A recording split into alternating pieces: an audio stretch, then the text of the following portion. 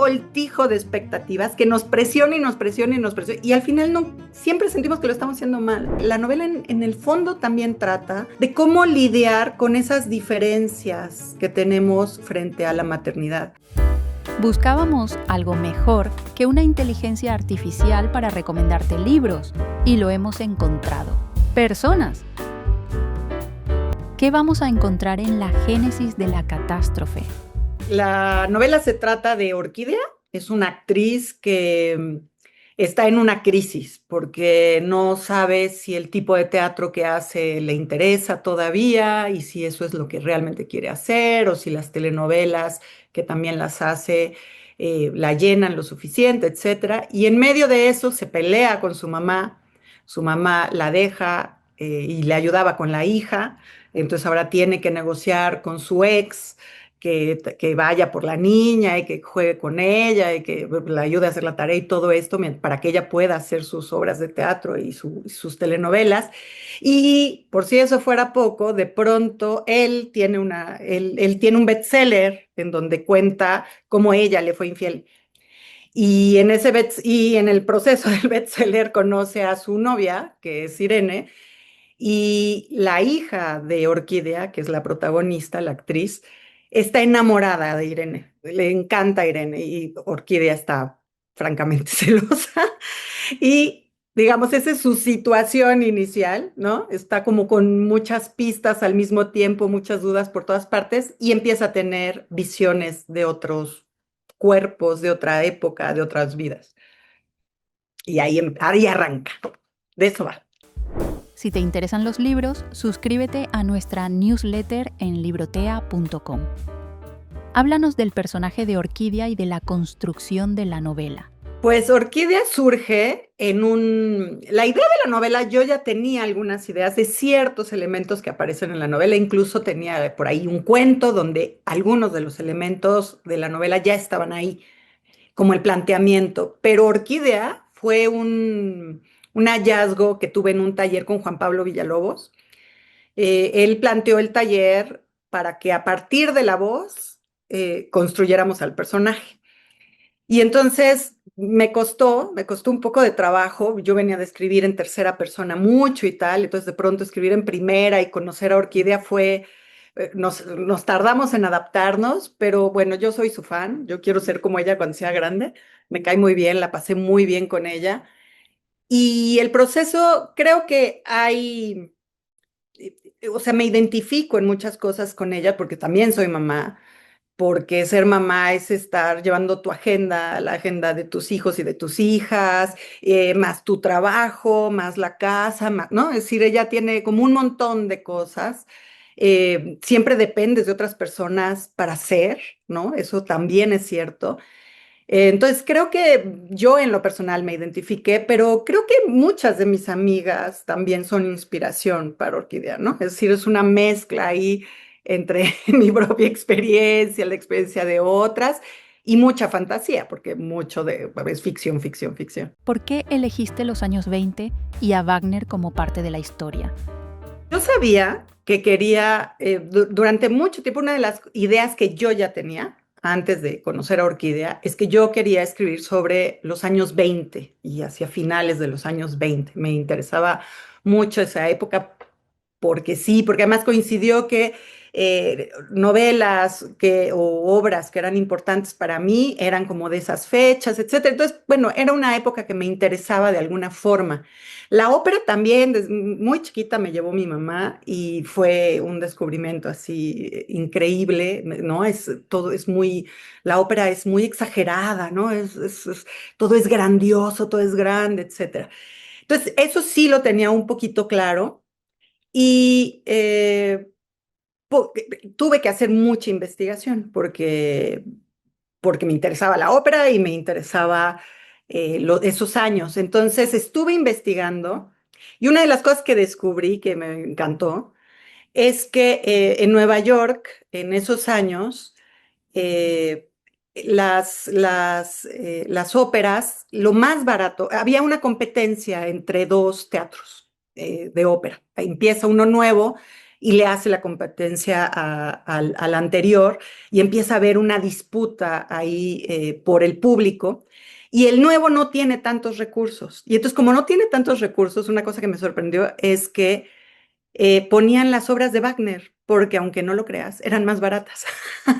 No requerían tantas escenografías, no requerían tanto vestuario, ¿no? Las italianas, en cambio, requerían como de mucha producción, se ponían joyas de a de veras, entonces era muy caro armar una ópera italiana.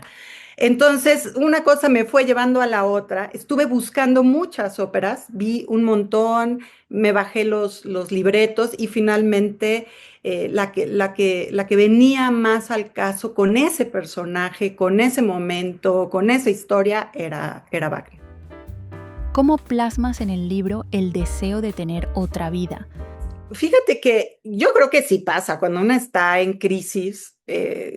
Generalmente es porque hay cosas de su vida que no terminan de cuadrarle o de entenderle y claro, siempre está la imaginación de y si me hubiera tocado y si yo hubiera vivido en tal lugar o si yo hubiera tomado tal decisión, digamos, eso creo que siempre está presente. Lo interesante creo que lo que yo descubrí con Orquídea, que fue muy revelador, es que Orquídea cuando empieza a pasar eso, de pronto se da cuenta, o sea, las visiones que empieza a tener, lo que la hacen ver es que ella es feliz.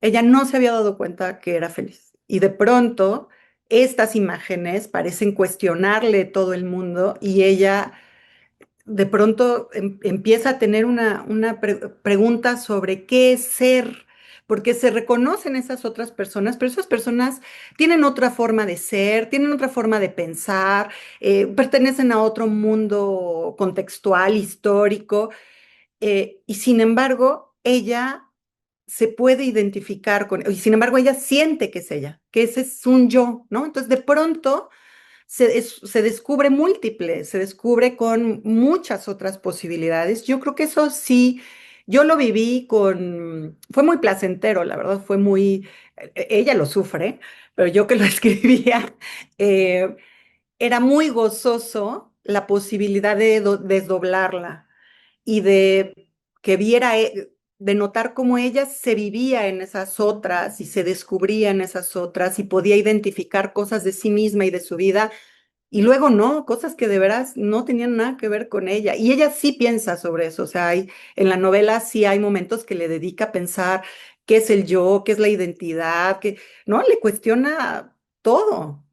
Pero al mismo tiempo es curioso, pero creo que la afianza en que ha vivido la vida que quiere vivir, ¿no? Creo que sí hay un momento en que descubre eso.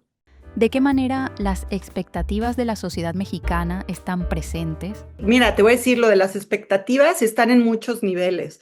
Está un personaje que es Ceruti, que es un actor que viene de Centroamérica a México y tiene sus propias expectativas y como no las ha cumplido, él tiene una crisis que tiene que ver con eso. Pero sobre todo creo que la crisis de expectativas la tienen las mujeres, no solo Orquídea. Irene, por ejemplo, tiene encima unas expectativas enormes. Y creo, yo he ido, eso la verdad, si te soy honesta, no lo pensé cuando la estaba escribiendo, la escribí con mucho juego y con mucho disfrute y a ver qué salía, no, traté de no controlar tanto lo que pasaba, pero a la distancia y ya con la novela terminada y publicada, puedo decir que creo que también se trata de cómo hay un hilo de acción muy importante que es la maternidad. Y creo que en eso las expectativas son incluso contradictorias, ¿sabes? Recibimos información eh, muy contradictoria y muy confusa. Y estamos en una época de transición, de cambio, en donde las expectativas las podemos ir construyendo nosotras. Pero luego nosotras somos más duras todavía con nosotras mismas. Y entonces creo que la novela en el fondo también trata de cómo lidiar con esas diferencias que tenemos frente a la maternidad. Cómo lidiar con que hay otras mujeres que viven su maternidad diferente a la mía y que no por eso está mal, ¿O por qué no reivindicar mi manera de maternar, mi manera de ser mamá, frente a otras, sin que eso, que sean diferentes nos cuestione y nos juzgue? ¿Me explicó? Es decir, se vale ser mamá de un montón de maneras, porque además los hijos, las hijas son diferentes, los contextos son diferentes. Entonces, creo que lo que vemos en realidad es algo que creo que está pasando ahorita, que sí pasa entre las mujeres, que no sabemos cómo lidiar con nuestras diferencias y ya no está tan claro qué es ser mamá y cómo debe ser mamá. Y entonces lidiamos con expectativas del pasado, con expectativas que nos inventamos, con expectativas de los feminismos, ¿no? Entonces tenemos un revoltijo de expectativas que nos presiona y nos presiona y nos presiona. Y al final no, siempre sentimos que lo estamos haciendo mal, ¿no? Es decir, no importa cuál sea la expectativa, la sensación es que lo estoy haciendo pésimo. Creo que estas dos mujeres no son más que eso, pero uno de sus principales conflictos es ese, creo yo. ¿Cómo se inserta la maternidad en la historia? Ahí sí me enfoqué mucho en el embarazo. Es decir, Orquídea ya tiene una hija de 11 años, pero sí era muy importante el embarazo de Irene, ¿no? Entonces, las distintas etapas del embarazo, cómo cuidar el embarazo, qué tienes que comer, si tienes que hacer ejercicio o no tienes que hacer ejercicio, si sí tienes que tomar el curso o no debes de tomar el curso, si tienes que hacer yoga o no. Sabes, en cuanto estás embarazada, ¡fua! Caen sobre ti. No puede ser un parto estándar. Cada quien, ¿no? Es decir, el parto es un problema, cómo llevar el embarazo es un problema, cómo comer es un problema, cómo llevarte con las otras personas es un problema, si, qué cosas te vas a tomar o qué cosas no te va. Es decir, no ha nacido el bebé y ya tienes encima que tomar un montón de decisiones y pues eso genera mucha angustia también, hay mucha incertidumbre. Entonces, sí, dentro de la maternidad no me enfoqué en cualquier cosa, ahí sí yo tenía claro que me interesaba cómo jugar desde una perspectiva irónica y divertida, meterme con el embarazo, con el proceso del embarazo. ¿De qué manera sirvió tu propia experiencia de vida para la novela? Sí, en general el teatro creo que yo fui actriz unos 10 años, una cosa así, como por una década. Hice teatro independiente sobre todo, pero bueno, incluso llegué a hacer algunas cositas en televisión, ya sabes, ¿no? Que sí extra, que sí moverte, no sé qué. Y esa experiencia creo que fue muy importante en muchos niveles para mí. Para escribir creo que es muy importante porque yo sabía, cuando yo ya me decidí a escribir, creo que una de las ventajas que tenía muchas desventajas, pero una de las ventajas que tenía era que sí me podía imaginar cómo construir desde dentro un personaje, no desde fuera. Y cómo el cuerpo es una cosa muy importante de quiénes somos. Eso el teatro te enseña a que las emociones están en diferentes partes del cuerpo, a que para generar emociones tienes que mandar la energía a ciertos lugares. Entonces, todo ese aprendizaje para conocer y profundizar en los personajes desde el cuerpo, desde sus acciones y como desde dentro, desde imaginar en las entrañas al personaje, eso creo que me ayudó muchísimo, muchísimo. Y luego está, para esta novela, creo que mi experiencia, yo trabajé en Big Brother casi desde que se lanzó, me tocó ir a hacer castings cuando se lanzó hasta prácticamente los últimos. Ya al final me salí, pero muy, muy al final. Me eché casi todas las temporadas. Y esa experiencia de la tele, que fue muy divertida también, que es un ambiente muy lúdico, de mucha diversión, pero que tiene además sus asuntos, también me sirvió para sentirme cómoda con este personaje que hacía telenovelas, ¿no? Creo que aunque no se vea, digamos, aunque no esté tanto, no está tan presente, yo me sentía segura porque podía imaginar qué tipo de carrera había tenido ella, etcétera. Entonces eso también creo que fue importante. Y mis clases, las clases que doy en la UASM son clases de creación literaria. Y pues los estudiantes, las estudiantes y yo hemos ido aprendiendo juntos y juntas, creo. Para mí, ayudar a alguien en su proceso, de alguna manera siempre te cuestiona el propio, ¿no? Es decir, porque de nuevo, como con la maternidad, pues a mí me puede funcionar una cosa y a ti otra, y no necesariamente no hay una fórmula, ¿no? Para hacer nada en la vida, todo lo tenemos que ir construyendo cada quien. Y las clases me han enseñado, también me dieron esa libertad, me enseñaron a que no hay una manera de hacerlo, que hay muchas, y que yo misma me puedo permitir muchas maneras de hacer las cosas. Y eso fue muy importante para esta novela. Esta novela la gocé muchísimo, en parte porque no me impuse una meta altísima de tiene que ser una obra maestra, y, ¿sabes? Lo hice para disfrutar el proceso, me entregué al proceso, si el proceso implicaba reescribir, yo reescribía, si el proceso implicaba repensar, yo repensaba, sin angustia y muy bien acompañada, porque como el personaje me cae bien, la pasaba bien, ¿no? Entonces, y no, y tiene sus momentos duros, pero incluso los momentos duros eran muy sensoriales o muy disfrutables. Y entonces creo que lo que puedo decir es que disfruté muchísimo el proceso y creo que en parte disfruté el proceso por todo ese background que tengo. Libros que recomienda la autora. Les recomiendo muchísimo un libro que se llama De Fronteras, de una escritora salvadoreña que se llama Claudia Hernández.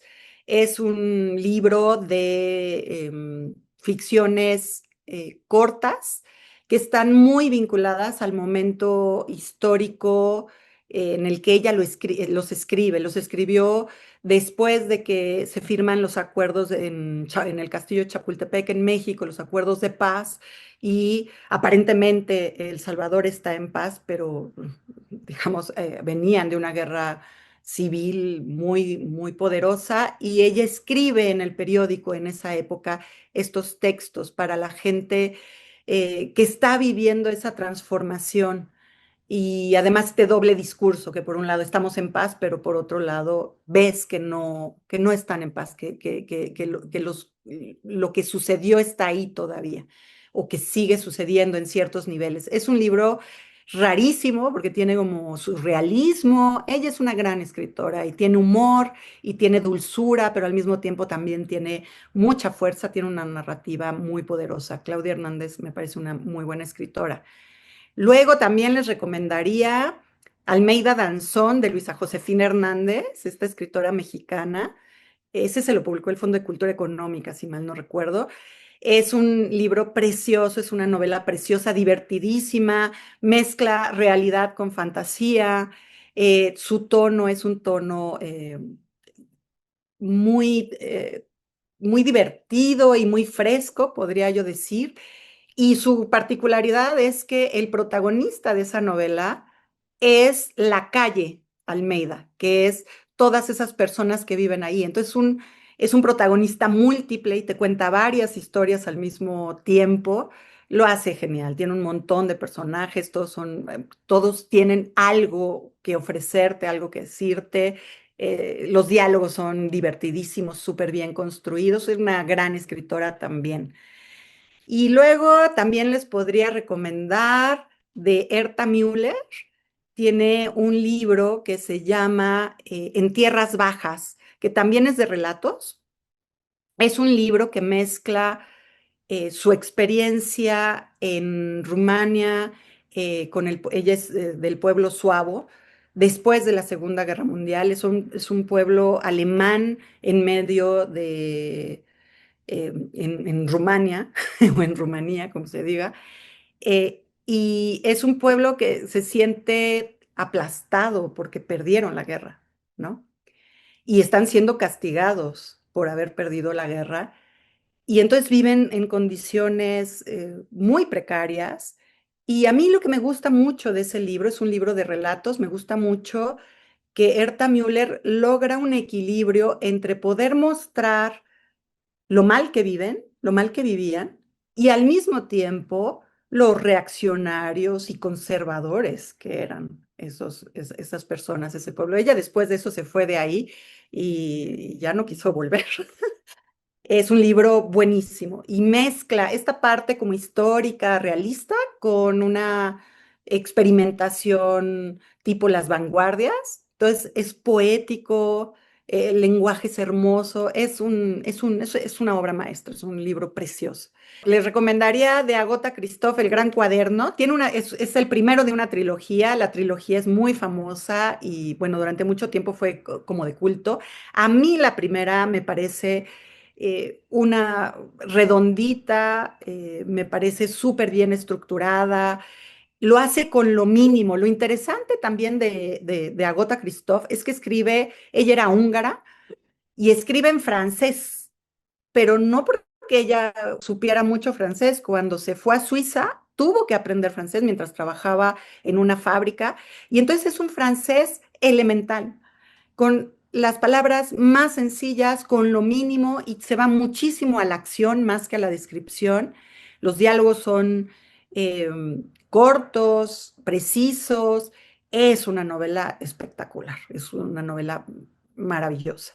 De Donoso, El lugar sin límites, aunque ese es como más famoso y supongo que lo conocen más, pero a mí es una novela que me gusta mucho, muy bien construida, los personajes están muy bien hechos, creo que tiene una economía de palabras también muy bien lograda, creo que también es una novela que vale la pena leer, y terminaría con La hora de la estrella de Clarice Lispector. Lispector es una autora increíble porque hay quien dice, ¿no? Que lo grande de ella es que siempre se volvía a hacer las preguntas más básicas, más esenciales. ¿Por qué estamos aquí? ¿Qué somos? ¿Para qué estamos aquí? Etcétera. Y La Hora de la Estrella es una obra que a mí me gusta mucho porque mezcla cosas, en esa novela ella se permite sí contar una historia, pero al mismo tiempo cuenta la historia de cómo se construye esa historia y de cómo se escribe esa historia, y al mismo tiempo ella se va escondiendo detrás de el narrador y del autor y tal. Entonces, creo que hay muchos desdoblamientos también en esa novela, a mí también me parece una obra maestra, y me está faltando una que también les quiero recomendar, que es Cola de Lagartija de Luisa Valenzuela. Es una novela fantástica también, trata sobre la guerra, sobre la militarización eh, en Argentina, sobre la dictadura militar en Argentina. Hace una mezcla entre biografía y ficción. Ella se mete como personaje dentro de esa novela, y es una novela interesantísima, que tiene muchísimos recursos, usa la farsa, usa el sentido del humor, y al mismo tiempo es muy poderosa porque lo que está diciendo es súper fuerte. O sea, hay un momento en que la autora dice, me duele la mano o tiemblo de saber que esto que estoy escribiendo le puede costar la vida a alguien si lo lee. Y eso es cierto, ¿no? Es decir, lo está diciendo en el texto y eso era verdad en su momento. Entonces, bueno, esa también se las recomiendo muchísimo. Si quieres conocer a más inspiradores, entra en nuestro canal de YouTube y suscríbete.